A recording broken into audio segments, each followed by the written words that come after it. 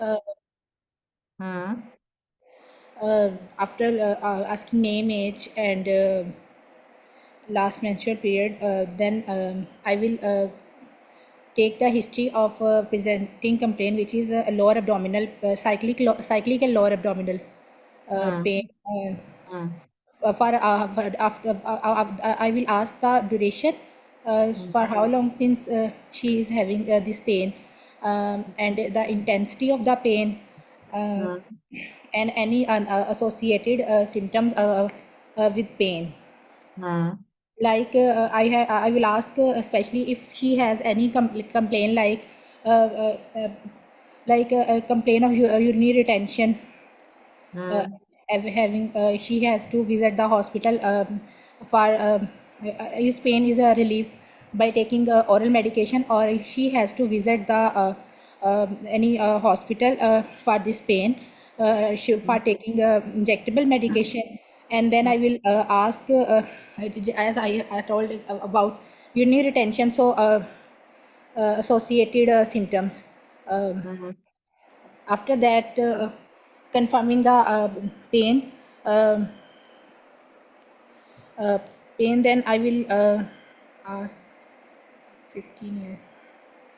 Uh, then I will ask about any treatment already she has taken. As you Hmm. told,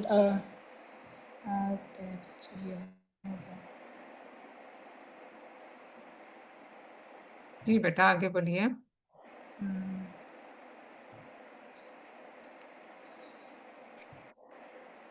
अगर सना की कोई help करना चाहे side by side तो वो कर सकते हैं, कोई भी, any one of you among the audience. Ma'am, आपने पेन बोला है ना, और साथ में अल्ट्रासाउंड की फाइंडिंग बताई हम्म। हम्म। है, मेट्रोकॉर्पस treatment taken up till now. ठीक है, ट्रीटमेंट आपने बता दी। और After that, any history of, then I will ask about any surgery already done, associated renal problem, any ultrasound done about renal anomaly, and any surgery done. Hmm. Okay. और And then I will ask about her family history, as hmm. have told her age of monarchy already mentioned like 2 years back. I will confirm it. Then I will ask about age of monarchy of her mother, and if she has any elder sister, and any problem in this. Uh, in any problem having uh, in family like this already. हम्म। ठीक है। और After that I और will इसके अलावा ठीक है। after that I will ask about her previous cycle, as the previous cycle was regular and associated any has these cycles associated many pain or not, and there is associated pain, like pain during cycles. And also I will ask about any amount of flow during her cycle hmm. previously, and now there is any change in flow, if cycle got heavier or lighter. And hmm. after I also inquire about any intermenstrual spotting. And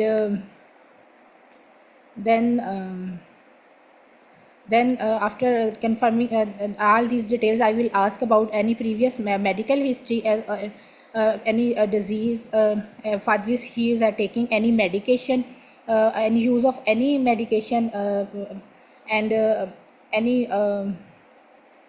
Then I will ask about her eating habits, um, and after that, I will ask, is she is her hmm As, और then I will inquire about environment at home, and she's is she is going to मुझे already confirm करना चाहिए था कि for she is going school और not and environment at school any problem at there after these all confirming all these detail I will go for the general physical examination. I will go to the you will go for you will go for examination ma'am in presence of okay some ठीक है जी examination में क्या देखोगे ma'am अच्छा अभी examination. तक की जो हिस्ट्री है उसमें मैं कुछ चीजें पॉजिटिव बता देती हूँ ये एक्चुअल केस है और इसीलिए ये मैं इसके बारे में कुछ चीजें जानती हूँ LMP at the time of presentation जब उसने प्रेजेंट किया तो LMP was just 1 week back मतलब उस वक्त ये कि क्लियर हुए कोई 3-4 दिन हो गए or that was normal flow.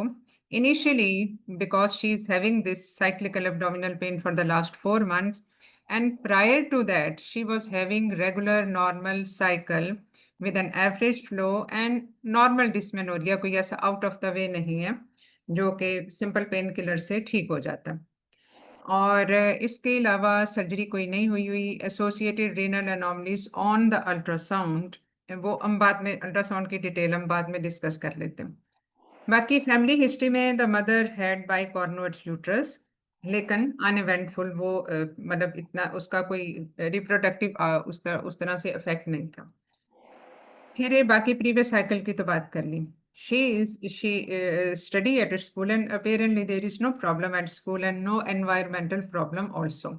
She belongs to a middle socioeconomic status and she is otherwise having healthy environment at home also. What else you need to know in history? अगर नहीं है तो फिर हम आगे चलते हैं एग्जामिनेशन पर जी जी सना अब एग्जामिनेशन का हमें बताइए क्योंकि मैंने हिस्ट्री की जो इम्पोर्टेंट चीजें हैं वो आपको बता दी मैम सॉरी इसमें ये पेन में I will inquire some more details about pattern of her pain. As you told, it's a cyclical abdominal pain. Yes, This for the last 4 months, she is having cyclical abdominal pain which persists even after the periods are over. yes, it started But before. gradually it settled down and then again she has the pain which was not there before. मतलब वो ये कहती है कि मुझे सारी heaviness feel होती है और उसमें उसको पेन जस्ट लाइक पीरियड्स भी ये सारा कुछ होता है दो there is no problem of urinary retention का कोई ऐसा इशू उसको नहीं ठीक है चले और तो नहीं कुछ आपने हिस्ट्री में पूछना Ma'am, length of blood flow days. जो नॉर्मल ब्लड फ्लो है वही उसका है उसमें एडिशनली कुछ नहीं हुआ यानी एडिशनली आप ये नहीं कह सकते कि amount of flow is increased more rather the flow is average as per the previous cycle but what has been added new is the cyclical abdominal pain which is quite severe and she has to be on injectable analgesics for that ठीक है चलिए अस्सलाम वालेकुम madam वाइस्टाम madam जी जी बताइए madam, as you said that she is amenorrheic since last 4 months, and then you No, said no, that she she is bleed not 1 week amenorrheic. before. I So did I not will tell ask. कि बेटा आपने बात मेरी गौर से नहीं सुनी मैंने अभी एलएमपी भी बताया है कि जिस वक्त वो प्रेजेंट की है उससे कोई ये 1 हफ्ता week 10 दिन before. पहले उसको लास्ट पीरियड Okay, हुए थे but okay, she is just having cyclical abdominal pain for last 4 months amenorrhoea का तो कहीं जिक्र ही नहीं आया ठीक है. ओके चल जी एग्जामिनेशन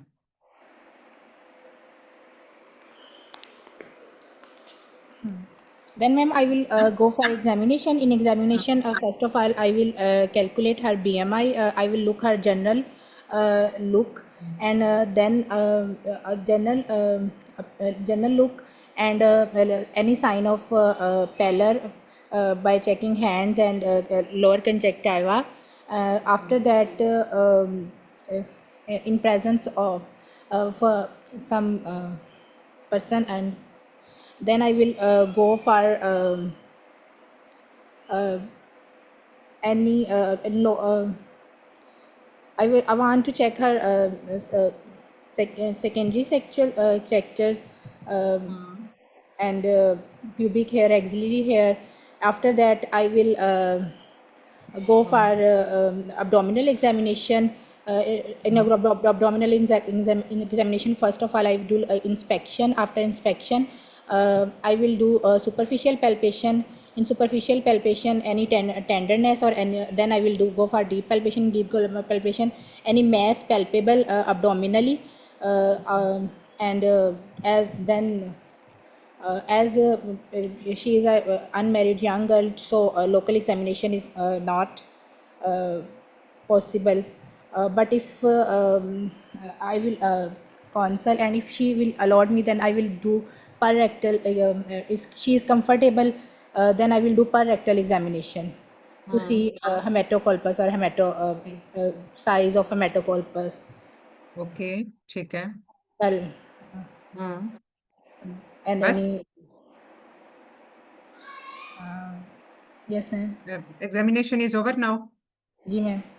ओके, तो इसमें जनरल फिजिकल एग्जामिनेशन में apparently she was young girl, मतलब उसमें नॉर्मल उसकी height and weight, BMI is okay, pallor negative है, सेकेंडरी सेक्स कैरेक्टर्स वैसे पूछने की मुझे वजह तो समझ नहीं आई, बट दीज वर वैसे वो वेल मैं जस्ट फॉर उसमें कर रही थी, अदरवाइज वो उसके जब मीनार की स्टार्ट हो गया तो उसके आलू। अदरवाइज बनता नहीं है, क्योंकि इसमें उस तरह से ज़ाहिर मेंस्ट्रुएट कर रही है पेशेंट, तो ज़ाहिर ईस्ट्रोजन है तो मेंस्ट्रुएट कर रही है, एंड ईस्ट्रोजन और बाकी pubic axillary hair everything is okay.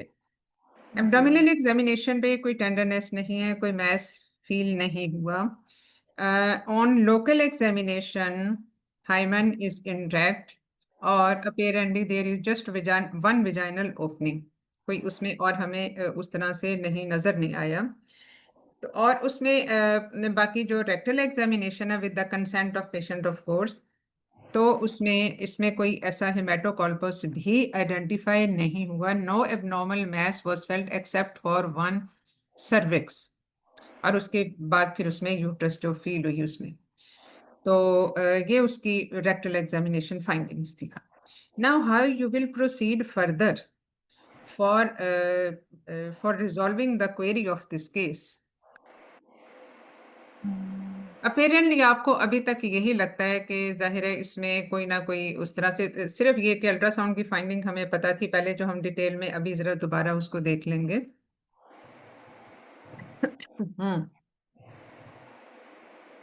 जी, जी सुना। मैम बेसलाइन इन्वेस्टिगेशन, उसकी बेसलाइन हेल्थ प्रोफाइल ऑल को check. Normal, baseline all normal. Ma'am scan pelvic scan is already done, so then नहीं, if मैंने अभी डिटेल में तो आपको तो सिर्फ मैंने ये बताया कि 2 यूट्रस उसने जी बताई हैं, और एक साइड की एक साइड की यूट्रस ठीक है, एंडोमेट्रियल थिकनेस दोनों में 5 to 6 mm की बताई गई।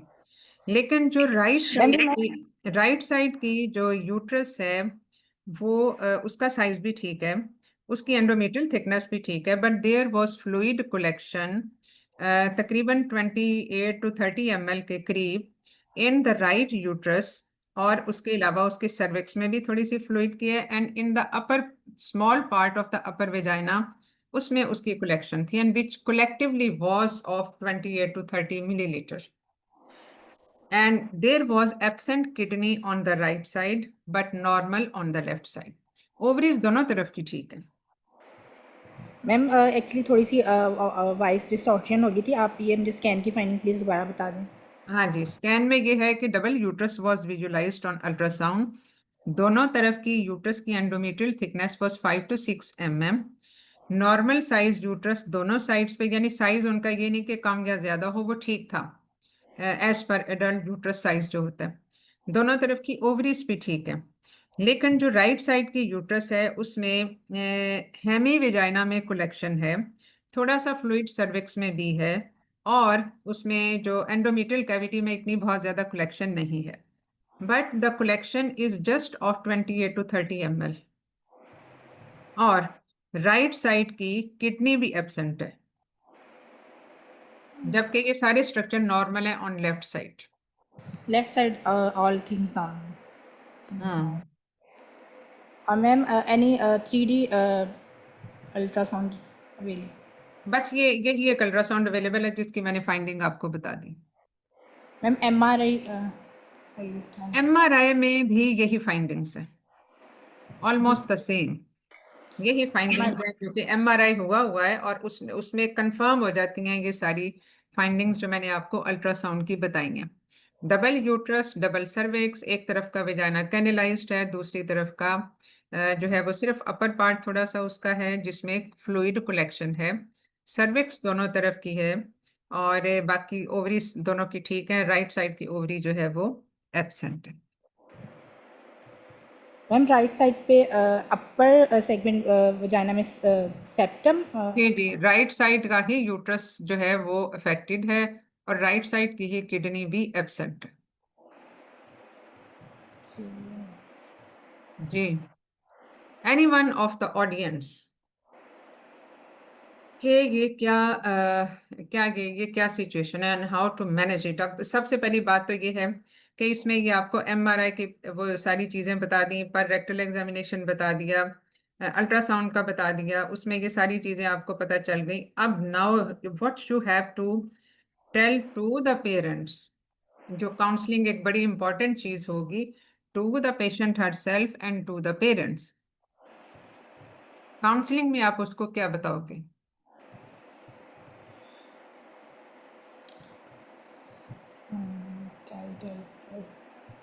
जी, जो बाकी हमारे ऑडियंस हैं वो हेल्प कर सकते हैं या बीच में बोल सकते हैं, उसमें सिर्फ ये नहीं कि अगर एक स्टक हो जाए तो बाकी लिसनर्स के अलावा थोड़ा सा एक्टिवली भी पार्टिसिपेट करना चाहिए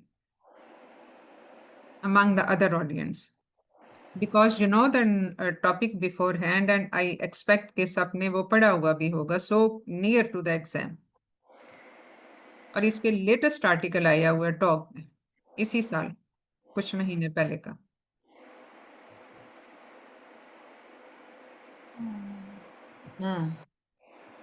ma'am after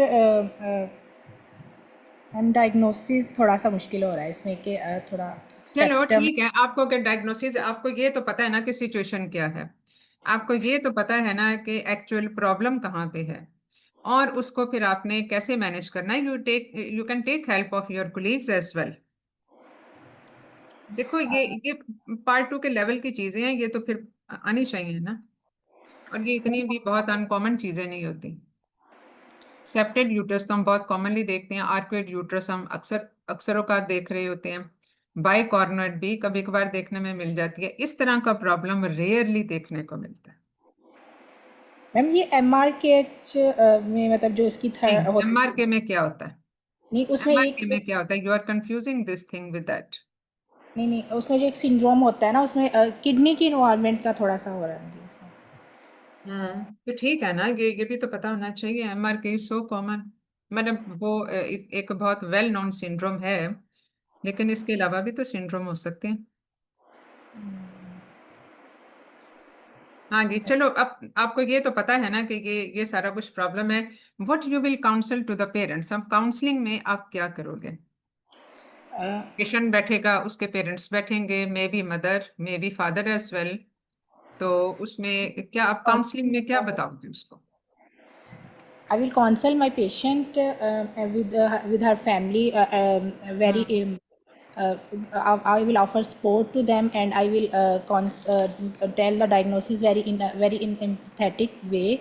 I explain the condition that she that I will tell them as their as patient having against there is a structural anomaly in her reproductive symptoms system which is also involving her renal system. There is an absent kidney at same side but I will tell them uh, it's just structurally abnormality which will after involving a multidisciplinary team we will correct this abnormal हम्म तो तो वो कहेंगी कि अच्छा क्या करना है अब, बल्कि उसका वो जो मदर है वो तो कहेगी कि मेरी अपनी भी तो बाई कॉर्नुएट थी, तो ऐसा तो कुछ मसला नहीं हुआ। तो उसका क्या जवाब दोगे आप? Ma'am, uh, I will tell them as patient having symptoms due to upper segment septum. So we have to excise the this to relieve these symptoms. To relieve these symptoms, we will have to excise the septum. Hmm. And then the question will come from the parents that how you will do it. If there is nothing visible from the down, then how you will manage it. So, ma'am, uh, I'll tell them we will take abdominal approach by laparoscopically. We can do with the senior of some senior gynecologist and some senior. Okay, अब हम direct management की तरफ आ गए हैं। So on laparoscopy there were two uterus, clearly two uterus were visible. हर uterus का एक अपनी ट्यूब और एक अपनी ओवरी है, अपेरेंटली नॉर्मल लुकिंग।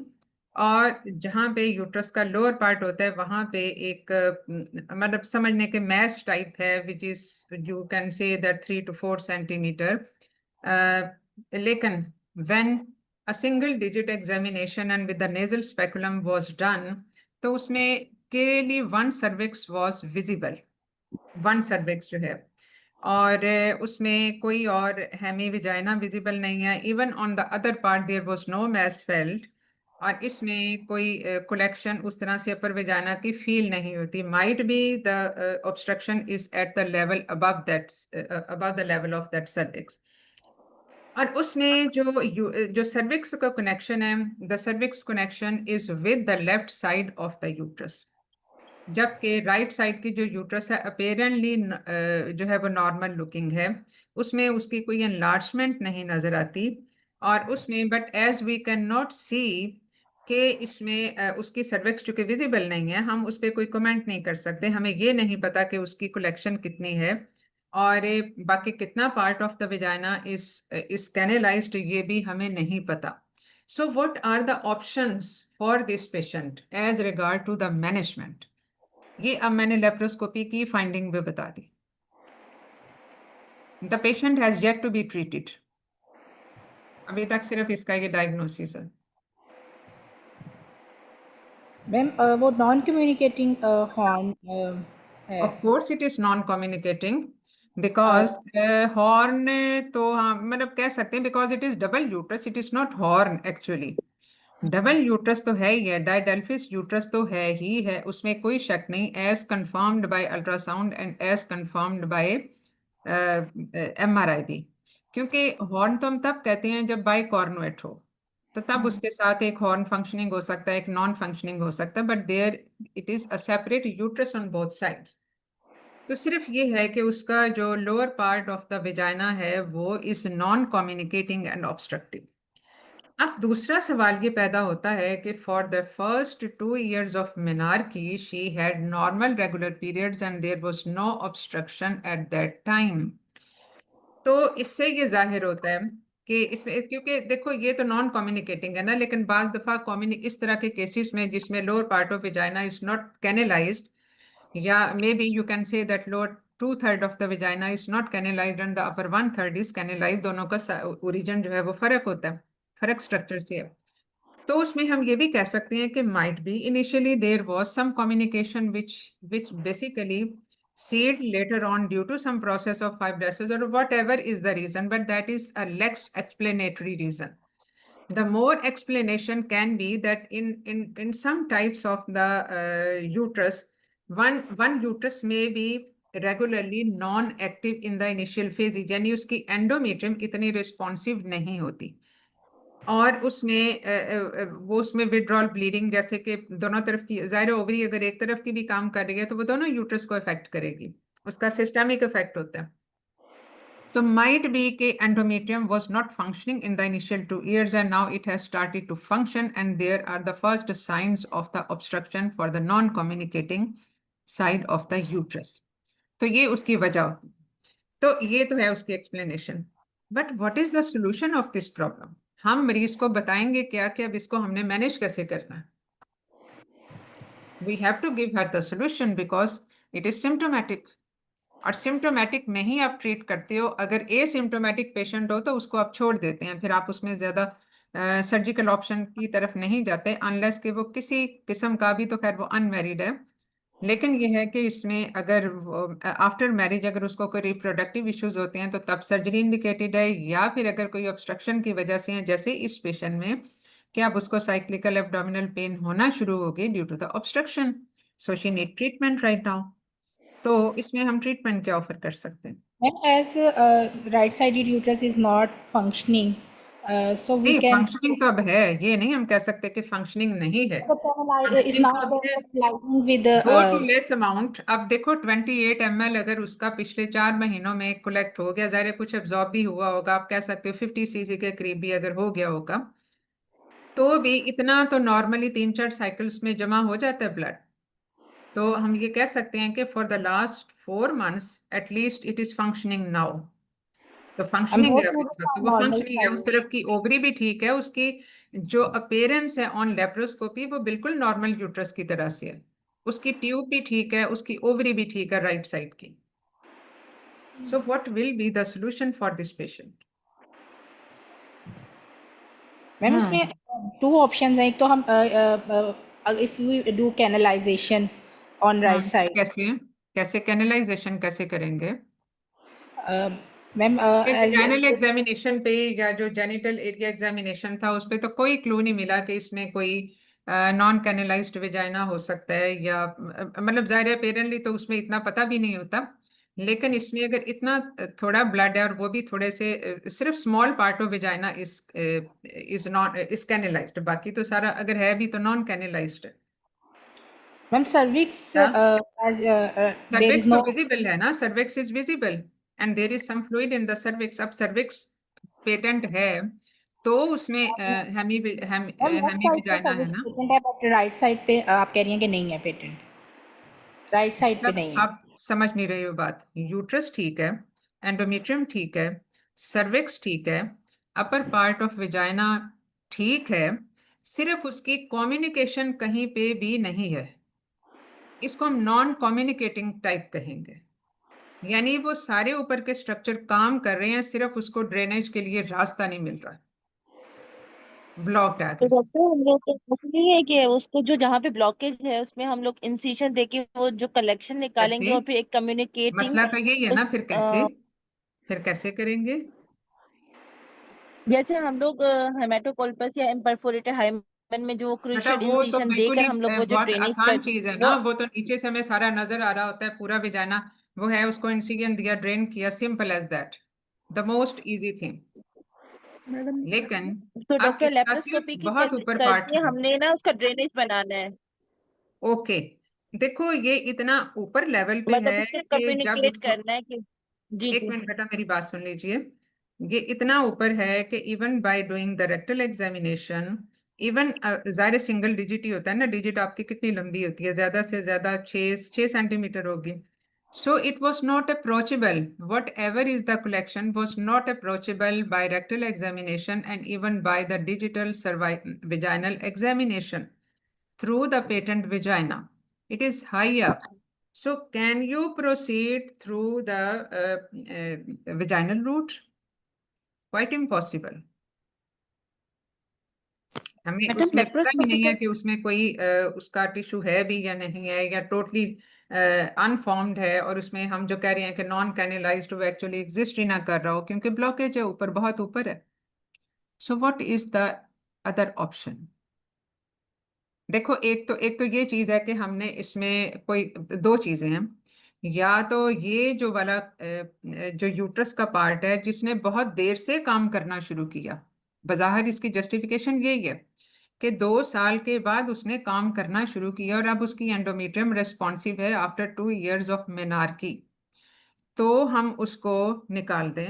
लेकिन उसमें फिर मसला है, वो इसलिए कि डेफिनेटली हम ओवरी को तो सेव कर रहे हैं, लेकिन इसमें जो फंक्शनिंग जो नॉर्मल जो यूट्रस इसमें जो है वो that was a banana shape, while abnormal या नॉन कम्युनिकेटिंग जो इसका साइड है वो that was of the shape of a normal uterus. पहली चीज ये।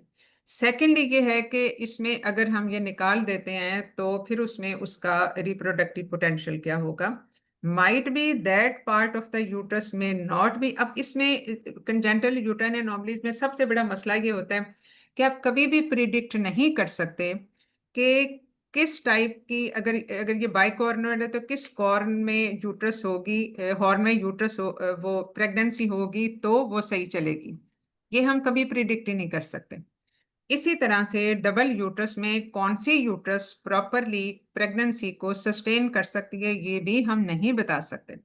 ऑन द अदर हैंड ये भी हो सकता है कि अगर हम इस यूट्रस को रहने देते हैं जो राइट साइड वाली है, जो इस वक्त नॉन कम्युनिकेटिंग है, अगर हम इसको रहने देते हैं और उसका ड्रेनेज चैनल उस विजाइना में खोल देते हैं जो कि पेटेंट है इस वक्त, यानी जो कम्युनिकेट कर रहा है विद द लेफ्ट यूट्रस, लेकिन राइट यूट्रस का विजाइना नहीं है, उसके अपर पार्ट ऑफ विजाइना को किसी तरह से हम उसकी कम्युनिकेशन बना दें टू द लेफ्ट विजाइना, तो उसमें एक ड्रेनेज डेवलप हो जाएगा। लेकिन इन केस अगर समटाइम्स बाद में प्रेगनेंसी हो जाती है in the right uterus which is non communicating so far, तो उस प्रेगनेंसी का क्या फ्यूचर होगा in the presence of delayed developed endometrium. तो ये बहुत सारे क्वेश्चन मार्क्स हैं। तो इसमें जो और इसमें हमने सारे if and buts and pros and cons discuss करने होते हैं पेशेंट के साथ भी। तो एक तो चीज ये है कि हम इसको ऐसे कर लें, कम्युनिकेटिंग चैनल बना लें। ये सारी चीजें हम मरीज के पेरेंट से डिस्कस करके और उनके साथ ये सारी चीजें बता के फिर ये शेयर्ड डिसीजन होगा whether they want the uterus to be removed और नॉट।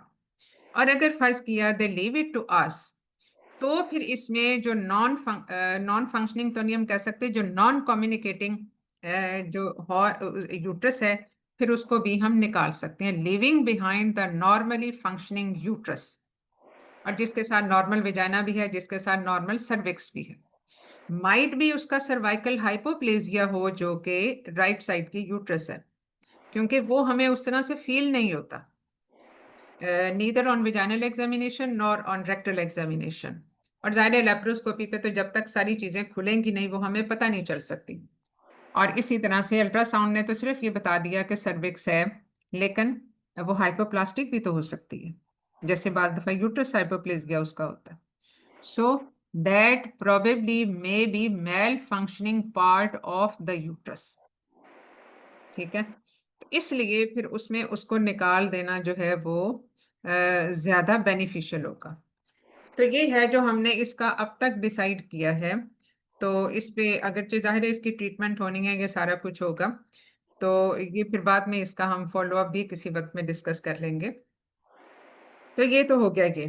अब हम अगर इस केस से रिलेटेड कोई और चीज़ नहीं है, क्योंकि मैं कुछ स्लाइडें भी आपको शो करना चाह रही हूँ, क्योंकि it is very important to understand the type of anomalies, क्योंकि बाज दफ़ा कुछ एनॉमलीज आपस में मिक्सअप बहुत होती हैं, उनका डायग्नोसिस बड़ा जो है वो कंफ्यूजिंग होता है, या हम उसको सिम्टम्स बेस्ड हम उसका उस तरह से बना नहीं सकते, तो उसको हमने कैसे डिफ्रेंशिएट करना है। So it is important to know the types of anomalies.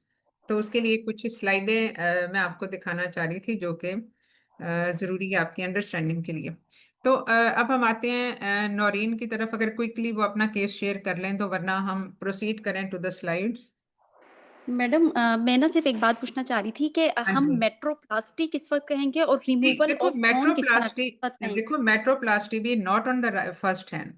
अब इसी पेशेंट में हम मेट्रोप्लास्टी का मतलब है कि दोनों यूट्रस हैं उनको मिला दो दरमियान में, वो एक बड़ा कॉम्प्लिकेटेड प्रोसीजर है, और उसके बाद में साइड इफेक्ट्स बहुत हैं, उसमें प्रेगनेंसी सस्टेन करना बहुत मुश्किल होता है, क्योंकि आपने पूरी थ्रू एंड थ्रू यूट्रस को काट के आगे पीछे से स्टिच किया for the unification of the two parts of the uterus, और उसकी जाहिर है फिर 2 सर्विक्स तो होंगी ही होंगी। ये इसके साथ ये शेयर कर दें।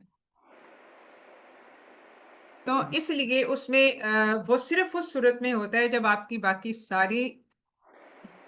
सारी चीजें जो हैं वो आपकी सारी ट्रीटमेंट जो हैं वो फेल हो जाए, सिर्फ उस सूरत में ये किया जाता है, और वो भी आफ्टर रिप्रोडक्टिव आउटकम देखने के बाद, कि अगर ये पेशेंट किसी एक हॉर्न में या किसी एक पार्ट ऑफ द यूट्रस में प्रेगनेंसी सस्टेन नहीं कर सकती, might be creating a more space will beneficial for her, so in those cases that can be tried, लेकिन इसको कभी भी फेवर नहीं किया गया।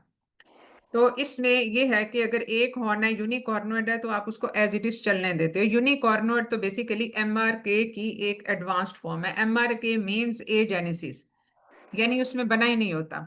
मीजोनेफ्रिक डक्ट्स, पैरामीजोनेफ्रिक डक्ट्स और ये हैं जो मीजोनेफ्रिक एंड पैरामीजोनेफ्रिक डक्ट्स, ये इसके एबनॉर्मेलिटीज होती हैं जिसमें एजेनेसिस होता है कि हाइपोप्लास्टिक होता है या फिर एक सिंगल हॉर्न होता है, that comes in the MRK syndrome. लेकिन यह है कि इसमें metroplasty is only indicated for the reproductive bad outcome. तो जरा मैं इसमें शेयर कर लूँ थोड़ी सी स्लाइड्स, जिसको शेयर कर दें ऑडियंस।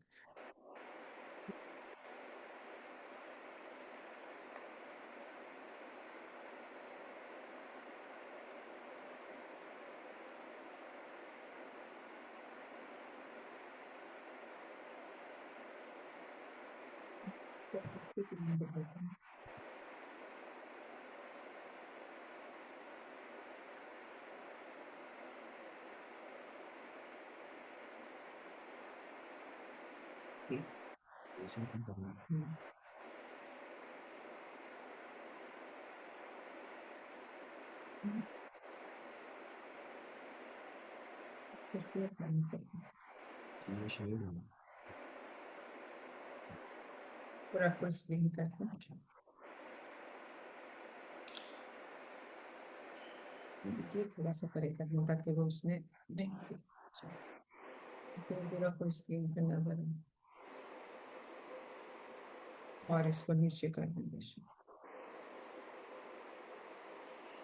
मिनिमाइज कर दूं? हाँ मिनिमाइज कर।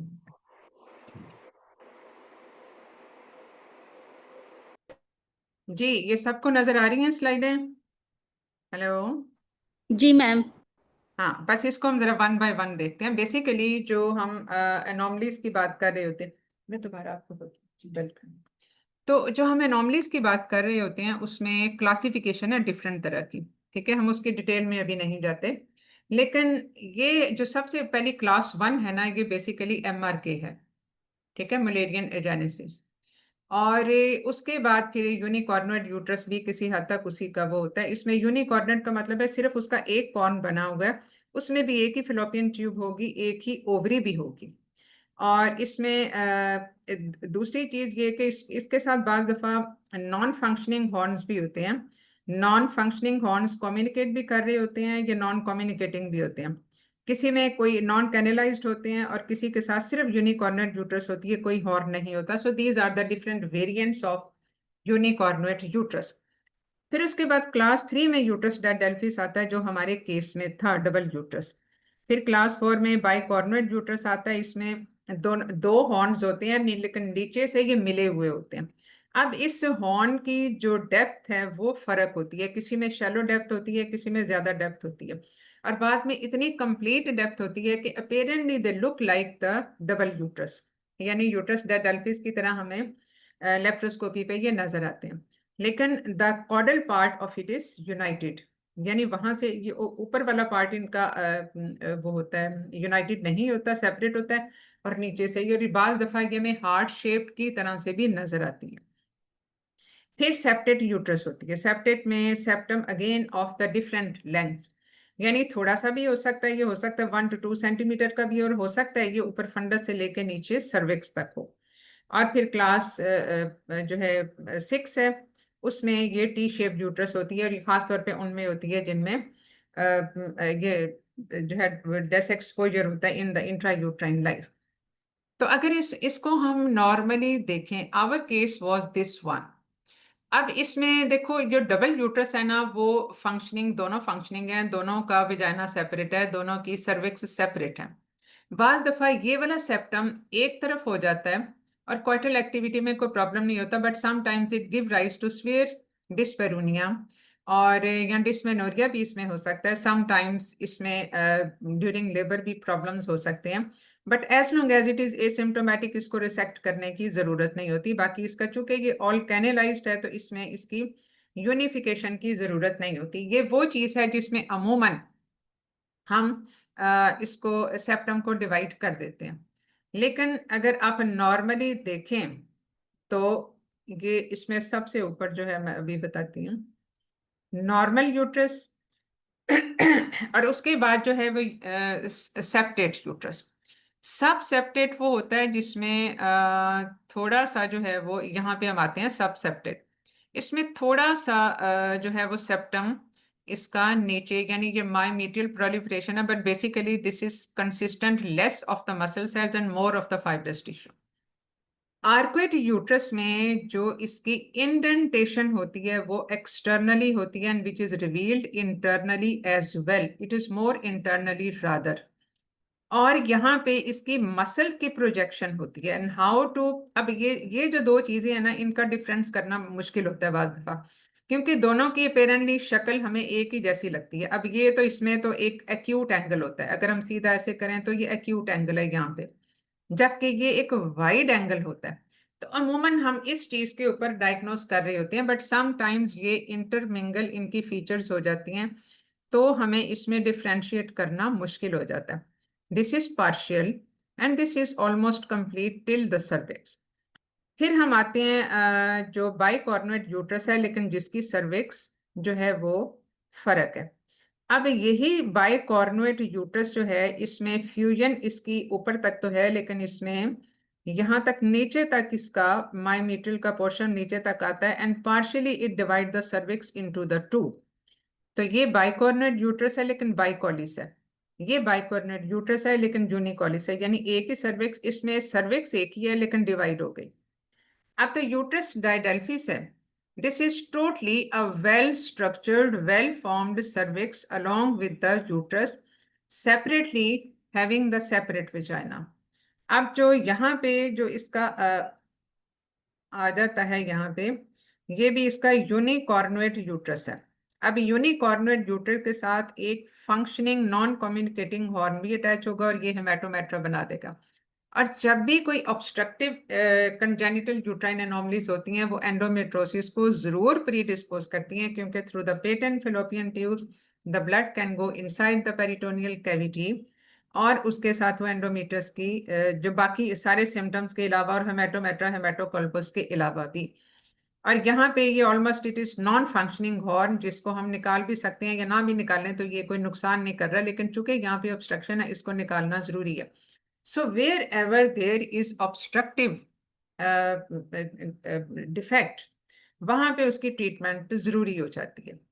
अब जो नॉर्मल और आर्कुएट यूट्रस की है, ये बेसिकली हम जो आर्कुएट यूट्रस है उसमें इंटरस्टिशियल लाइन से एपेक्स की इंडेंटेशन जो है, ये मैं अभी आपको समझाती हूँ, ये ऐसे समझ नहीं आएगा।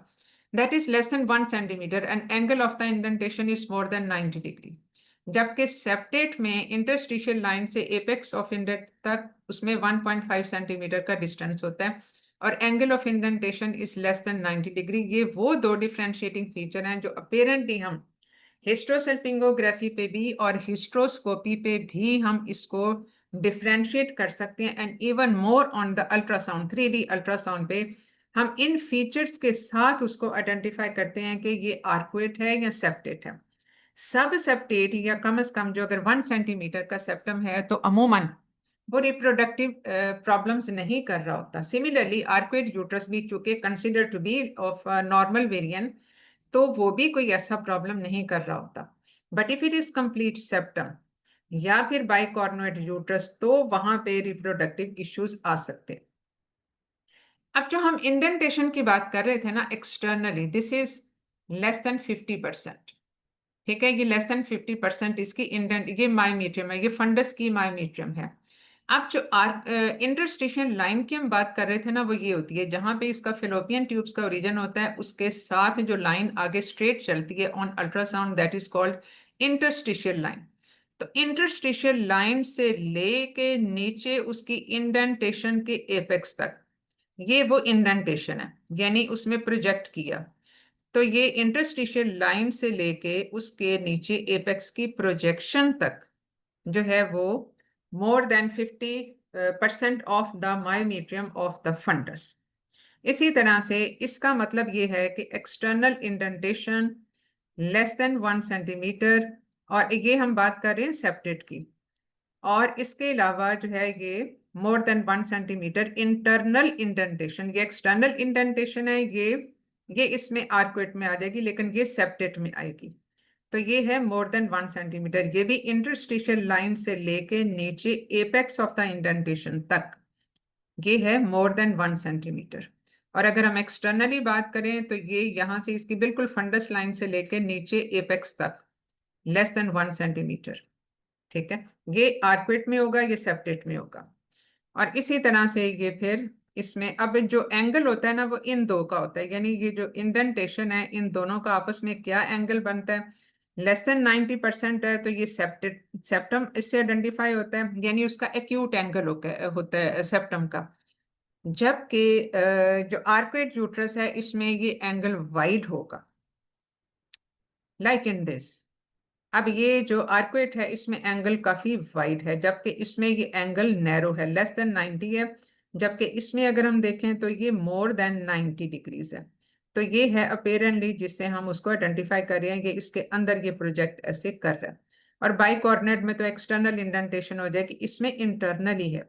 अब जो आर्कुएट है उसमें कभी कभी एक्सटर्नल इंडेंटेशन भी होती है जिसमें वो हमें हार्ट शेप की तरह से लगता है, but similarly heart shape uterus can be seen in the superficial bicornuate as well, लेकिन हम उसको लेबल अपेरेंटली आर्कुएट में ही करते हैं अगर वो लेस देन 1 सेंटीमीटर हो, और अगर मोर देन 1 सेंटीमीटर है तो फिर बाइकॉर्नुएट।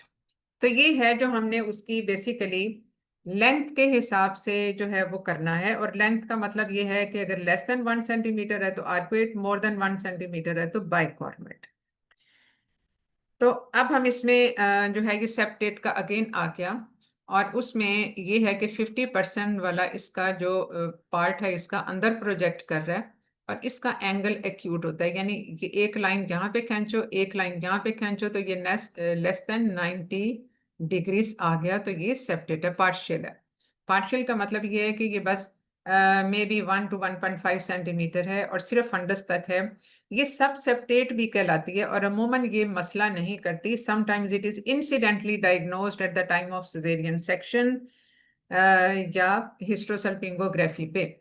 जबकि ये जो कंप्लीट सेप्टम है mostly it is related with the obstetric bad outcome, जिसमें रिपीटेड मिसकैरेजेस हैं, क्योंकि एक तो ये जो सेप्टम है, सेप्टम का ब्लड सप्लाई डेफिशिएंट होता है। दूसरी चीज ये कि यहाँ पे एंडोमेट्रियम भी डेफिशिएंट होती है। So if the pregnancy is implanted on to this septum, तो उसमें उसका सस्टेन करना मुश्किल हो जाता है due to poor endometrial proliferation and the response, और इसके अलावा पोर ब्लड सप्लाई भी। तो ये भी डिफरेंट आर्कुएट के हैं। अब अगर ये देखा जाए तो अगर हम इसको हिस्ट्रोसल्पिंगोग्राफी पे देखें तो हमें ये लगेगा कि ये सेप्टेट यूट्रस है। इसी बाइकॉर्नुएट में तो ये ज्यादा इसका इंडेंटेशन ज्यादा हो जाती है, लेकिन आर्कुएट में उसकी आगे से जो डिफरेंट वेराइटीज हैं, these can very easily mix up with either shallow bicornuate और विद द सेप्टेट यूट्रस। तो ये वही जो चीज़ है जो हमने पहले भी डिस्कस की थी कि इसकी एक्सटर्नल इंडेंटेशन किसी भी लेंथ की हो सकती है, projecting into the endometrial cavity, dividing the endometrial cavity into two but having single cervix.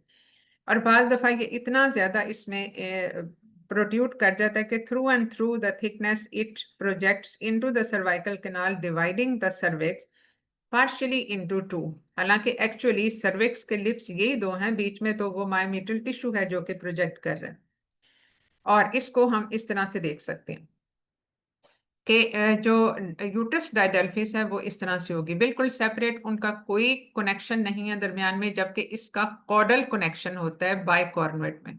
हालांकि हो सकता है हमें ये लेप्रोस्कोपी पे दोनों हमें ऐसे ही नजर आए, इसी तरह से ये नजर आए, लेकिन हिस्ट्रोसल्पिंगोग्राफी पे ये तो हमें पता चल जाएगा। अगर हम इसमें हिस्ट्रोसल्पिंगोग्राफी करेंगे तो फिर 2 सर्विक्स में भेजेंगे तो हमें पता चलेगा, वरना एक सर्विक्स में तो एक ही यूनिकॉर्नुएट के टाइप पे हमें नजर आएगा। तो इसलिए लेप्रोस्कोपी पे हमें कंफ्यूजन हो सकती है, हिस्ट्रोसल्पिंगोग्राफी पे when we actually see the 2 cervix in the vagina, और ये बहुत दफा ऐसा होता है कि सिंगल विजाइना होता है, तो उसमें हमें क्लियरली चीजें सॉर्ट आउट हो जाती हैं। अच्छा, अब what we were discussing the case was this syndrome, Herlyn Werner Wunderlich syndrome, जिसको हम HWWS कहते हैं। और ये वो इसका एक ट्रायड होती है। ट्रायड में ये है कि इसमें यूट्रस डायडेल्फिस होगी, 2 यूट्रस होंगी, हेमी वेजाइना होगा, नॉन कम्युनिकेटिंग, या बाज दफा कम्युनिकेशन भी हो सकती है, यानी इस तरह की कम्युनिकेशन भी हो सकती है कि इसमें वेजाइना से कम्युनिकेशन हो और उसमें ये ब्लड जो है वो इसके साथ ही मिक्सअप होकर निकल जाता हो। So this could be one of the explanation in are case, कि हो सकता है इसमें पहले से वो और बाद में ब्लॉकेज हो गया हो, या फिर अगर ये फर्ज किया कॉर्डली अगर इनका कोई कनेक्शन आपस में है तो फिर भी ये ऐसा हो सकता है। But this is clearly a case of uterus didelphys. और इसी तरह से ये इसमें जो टोटल ऑब्स्ट्रक्शन होगी वो इस तरह के केस में होगी। और ट्रायड क्या है? Uterus didelphys, obstructed hemivagina and the absent kidneys on the ipsilateral side, यानी इसमें राइट यूट्रस का मसला था, राइट ओवरी नहीं थी, और हेमीवेजाइना था जिसमें कलेक्शन थी और यूट्रस डायडेल्फिस थी। So this is a triad of Herlyn Werner Wunderlich syndrome. ठीक है, तो ये एमआर के सिंड्रोम के साथ इसका भी पता होना चाहिए। तो इसमें डिफरेंट बाकी आगे से वो दी हुई हैं, लेकिन जब ये नॉन कम्युनिकेटिंग टाइप बनता है तो फिर ये इस तरह की सूरत हाल हो जाती है, जो कि, और ये वाला सेप्टम है जिसने इन दोनों को, probably this septum, if we find out this septum, then we can resect this septum to build up the connection between the two. और इसके अलावा या फिर ये है कि हम इस पार्ट को पूरे के पूरे को निकाल दें, क्योंकि ये अगर हम निकाल देते हैं इतना हिस्सा में बहुत ज्यादा डिसेक्शन करने की जरूरत नहीं होती, ज़ाहिर ट्यूब तो इसके साथ ही वो होगी, लेकिन इस तरफ की ओवरी को हम सेव कर सकते हैं। तो ये इसका ट्रीटमेंट होगा कि इधर we build up the connection between the two if we find so, क्योंकि हमें नहीं पता कि उसकी लेंथ क्या है उससे कैनलाइज्ड वेजाइना की, कि उसमें हम कनेक्शन बना भी सकते हैं या नहीं बना सकते, and what is the type of the cervix, ये सारी चीजें हैं। तो इसमें जो पेशेंट हमें, जो अगर हम लेप्रोस्कोपी की बात करें तो लेप्रोस्कोपी पे हमें ये सिचुएशन इस तरह से नजर आएगी कि ये राइट यूट्रस, ये लेफ्ट यूट्रस, और सर्विक्स तो हमें यूजुअली नजर नहीं आती, वो तो हमें, लेकिन यहाँ पे हमें मैस, अब इन दिस केस ये जाहिर है उस केस का लेप्रोस्कोपिक फीचर नहीं है, ये जस्ट आपको एक्सप्लेन करने के लिए बताया। इसमें right uterus was apparently normal looking, left uterus was slightly banana shaped with both ovary, one ovarian tube with this and one ovarian tube with this.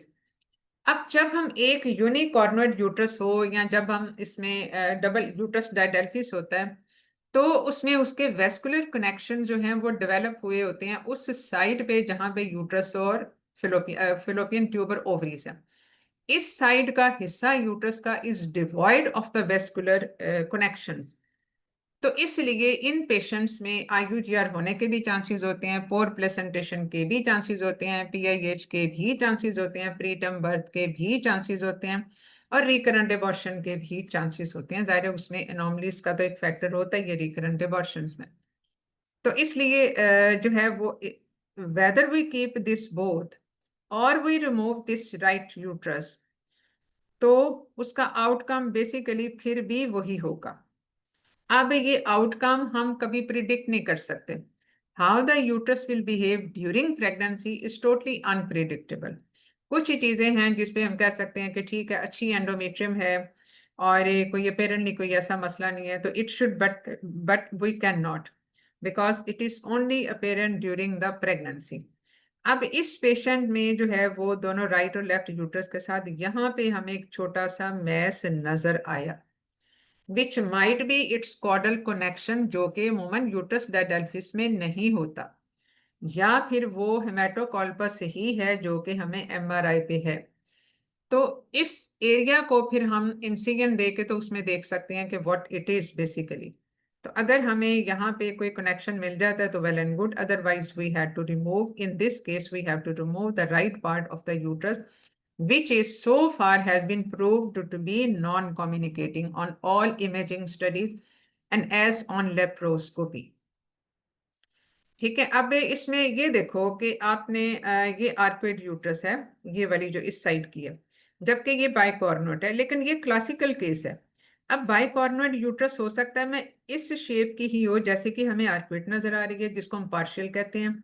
So it will be difficult to make diagnosis even on this hysteroscopy as well. और इसी तरह से ये जो bicornuate uterus है, ये bicornuate uterus है जो हमें लेप्रोस्कोपी पे नजर आ रही है कि इस तरह से ये होगी, जबकि डबल यूट्रस जो है ये हमें इस तरह से नजर आती है, बिल्कुल बाद दफा बिल्कुल अलग अलग सेपरेट होती है। इसका तो जो है वो कॉर्डल पार्ट तो सारे का सारा यूनाइटेड है। बाद दफा हो सकता है कि सिर्फ नीचे वाला ही पार्ट हो, बाकी सारे का सारा सेपरेट हो। So extent varies from patient to patient, जबकि इसमें हमें बिल्कुल अलहदा से नजर आता है। और इस तरह से ये जो है वो ये सेप्टेट यूट्रस का एक्यूट एंगल है, यानी इसको हम कह सकते हैं कि ये सेपरेट ये सेप्टेट है, लेकिन सेप्टेट तो ये भी है, जबकि इसमें ये वाइट एंगल है। तो इसलिए कभी कभी इन चीजों में कंफ्यूजन हो सकती है। ठीक है। तो आई होप कि अब थोड़ी सी बेसिक अंडरस्टैंडिंग जो है वो इसकी हो गई होगी। तो इसमें अगर कोई क्वेश्चन हो तो हम इसको कर सकते हैं। मैडम ये जो लास्ट वाला आपने एचएसजी दिखाया इसमें एक्यूट एंगल भी हो रहा है सेप्टेट में और वाइट हाँ, एंगल वही भी है। वही मैं कह रही हूँ ना कि सेप्टेट ये भी है, लेकिन सेप्टेट में देखो बहुत वाइड एंगल है। अब ये भी है वैसे 90 डिग्री का, ये भी है, यानी ये मोड़ ये नहीं है कि ये इस तरह से चल रहा हो, इस तरह से नहीं चल रहा, जबकि इसमें डेफिनेटली ये 90 डिग्री से कम बन रहा है। तो acute angle on hysterosalpingography septate uterus को शो करता है। अब चूंकि इसकी इंडेंटेशन मोर देन 1 सेंटीमीटर है, अब इंडेंटेशन जब लेस देन 1 सेंटीमीटर होती है तो वो आर्क्वेट यूट्रस होता है। इंडेंटेशन जब मोर देन 1 सेंटीमीटर होती है तो अब इसमें तो ये हो गया, लेकिन बाद अब क्योंकि इसमें सिर्फ और ये हिस्टोस अब बाहर से इसकी शेप डेफिनेटली नॉर्मल होगी, वो हमें नजर नहीं आ रही, हमें तो सिर्फ उसका एंगल हमें पता चल रहा है, क्योंकि इसमें सेप्टेट यूट्रस में बाहर का इंडेंटेशन नहीं होता। आर्क्वेट यूट्रस में बाहर की इंडेंटेशन होती है या बाइकॉर्नुएट में होती है, लेकिन सेप्टेट यूट्रस में नहीं होता, क्योंकि उसकी तो इंटरनल इंडेंटेशन है, अंदर से सेप्टम उसका प्रोजेक्ट कर रहा है एंडोमेट्रियल कैविटी में। अब ये जो यूरोग्राफिन जो हमने डाला है वो तो उसकी फंडस को तो नहीं शो कर सकता, क्योंकि इसने तो जितनी ऑब्स्ट्रक्शन है उसको लाइन आउट कर दिया और इस तरह से हमें शो कर दिया। इसी तरह से इसमें भी, तो उसके लिए फिर हमें combined laparoscopy along with the hysteroscopy या हिस्ट्रोसल्पिंगोग्राफी तो एक डिफरेंट स्टडी है, तो इसमें फिर दोनों को कंबाइन करके भी हम देख सकते हैं, या फिर MRI is the right answer. MRI with contrast करें तो सारी चीजें बहुत क्लियरली विजिबल हो जाती हैं, और या फिर 3D अल्ट्रासाउंड जिसपे हमें उसकी शेप तक सारे कुछ नजर आ जाता है। तो इस तरह से हम उसको वो करते हैं, और हमेशा उसकी ट्रीटमेंट जो करेंगे वो हम उसके हिसाब से करेंगे कि इसमें क्या है और उसके सिम्टम्स क्या हैं और सिविरिटी ऑफ एनोमली क्या है, जो कि बहुत डिफर कर सकती है। अब इस पेशेंट में फैमिली हिस्ट्री थी उसकी बाइकॉर्नुएट यूट्रस की मदर में, but probably that was asymptomatic and that went well with all the pregnancies and she had no problem otherwise। लेकिन कभी कभी इन चीजों की फेमिलियल प्री डिस्पोजिशन भी ज़्यादा, जो जेनेटिक प्रॉब्लम है ना, तो जेनेटिकली फिर ये इस तरह के ये प्रॉब्लम हो सकते हैं। But the thing to remember is this syndrome which we had in our patient. ठीक है। तो इसमें जो सिंड्रोम था वो कहाँ गया ये सिंड्रोम, ये ठीक है, हर्लिन वर्नर वंडरली सिंड्रोम, जिसमें ये ट्रायड होगी। ये ट्रायड अमूमन जी जब भी ट्रायड होगी तो ये सिंड्रोम हम उसको लेबल कर देंगे, और उसकी ट्रीटमेंट यही होगी जो हमने इन डिटेल अभी डिस्कस की है। ठीक है, चलें अब इसको हम क्लोज करते हैं, अगर और कोई क्वेश्चन नहीं है तो। और मेरा ख्याल है मैंने पहले भी एक मैसेज कन्वे किया था कि चूंकि ये एक नई चीज़ थी, नया आर्टिकल आया हुआ था, तो I felt the need to discuss it with you. और अमूमन इसमें कन्फ्यूजन्स भी बहुत सारी होती हैं, तो लेकिन यह है कि आप लोगों के जो भी कोई वीक एरियाज हों तो बाय योर कंसेंसस तो वो आप बता सकते हो हमें, ताकि उसको हम फिर डिस्कशन में ले आए। ठीक है अस्सलाम वालेकुम मैडम। जी। जी अस्सलाम। मैडम जो आपने अभी केस डिस्कस किया है, इसकी मैनेजमेंट में हम एब्डोमिनल और वेजाइनल दोनों रूट से भी कर सकते हैं, ऑप्शन होता है बिल्कुल ये? बिल्कुल कर सकते हैं, लेकिन बेसिकली चूंकि बहुत हाई अप है और ये 30 ml बहुत ज्यादा कलेक्शन नहीं होती, तो 30 ml की कलेक्शन जो है वो हमें बेसिकली हो सकता है हमें एब्डोमिनली ही अप्रोच करना पड़े, and that approach will be by laparoscopy as well as laparotomy, जहां पे भी जरूरत हो उसकी। ठीक है, लेकिन अगर हमें नीचे से मैस फील होता तो हम नीचे से भी उसको कर सकते थे, विजाइनली भी। ठीक है, जी मैडम।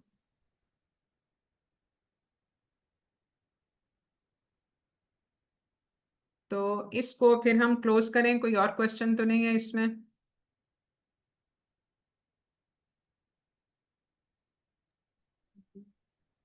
जी, और कोई क्वेश्चन नहीं तो फिर हम इसको स्टॉप करते हैं, ठीक है? ओके। मैडम इस सिंड्रोम को HWW सिंड्रोम भी कहते हैं, ये वही है ये ना? वही सिंड्रोम है बेटा, वही सिंड्रोम है, उसकी एब्रीविएशन है ना, इतना मुश्किल नाम है उसका, बोलना मुश्किल होता है, तो उसको आप HWWS भी कह सकते हो। ठीक है, मैम ये वाली पेशेंट फिर हम अगर वो कंसीव करती है तो हम उसको सी सेक्शन के थ्रू डिलीवर करेंगे? प्रेफरेबली। अगरचे उसमें ममानियत नहीं है, लेकिन अमूमन ऐसे केसेस में जो है जहाँ पे आपने सर्जरी भी की हुई है, हमें नहीं पता उसकी यूट्राइन इंटेग्रिटी कितनी हो, जो what is the left over part of the uterus, तो इसलिए ज्यादातर इस ऐसे केसेस में सेक्शन ही किया जाता है, लेकिन वेजाइनल भी करने में कोई ऐसा, वो फिर इंडिविजुअलाइज होती है ट्रीटमेंट, लेकिन जी ज्यादातर केसेस में सेक्शन पे ही एंड अप करना पड़ता है। एक्सक्यूज मी जी मैम, मैम। सिर्फ ये बता दें कि इसमें अगर पेरेंट्स के साथ जैसे हमने उनको कम्युनिकेट करना है, केस इस तरह हमारे सामने हो, तो फिर हम कम्युनिकेशन में कैसे उनको ये इसको कम्युनिकेशन में डिस्क्लोज हम करके उनको बताएंगे convey कि करें? अगर हम इसको अभी छोड़ देते हैं it will go on and on, और ये ज्यादा ऑब्स्ट्रक्शन इसकी बनती जाएगी, और इसमें ये पेन वगैरह सारा कुछ होता जाएगा, और उसमें प्रेफरेबल तरीका यही है कि हम इसको निकाल दें, और अगर पॉसिबल हुआ तो हम कम्युनिकेशन डेवलप कर सकते हैं, लेकिन कुछ प्रॉब्लम बाद में फिर भी रह सकते हैं। कम्युनिकेशन जो हम डेवलप करेंगे वो भी तो क्लोज हो सकती है लेटर ऑन, या तो हम पूरे का पूरा सेप्टम डायसेक्ट करें, वो तो क्लोज नहीं होगा, लेकिन that depends, we can not predict कि एक्चुअली क्या होगा। सो फाइनली हम ये दोनों ऑप्शन बता के कि प्रेफरेबली हमारी पहली ऑप्शन ये होगी कि हम कोई कम्युनिकेशन डेवलप कर दें, नहीं होगा तो कम से कम वो जो एक non communicating part of the uterus है उसको हम निकाल सकते हैं, और ज्यादातर केसेस में यही किया जाता है। ठीक है, चलें जी, अब इसको हम बंद करते हैं फिर।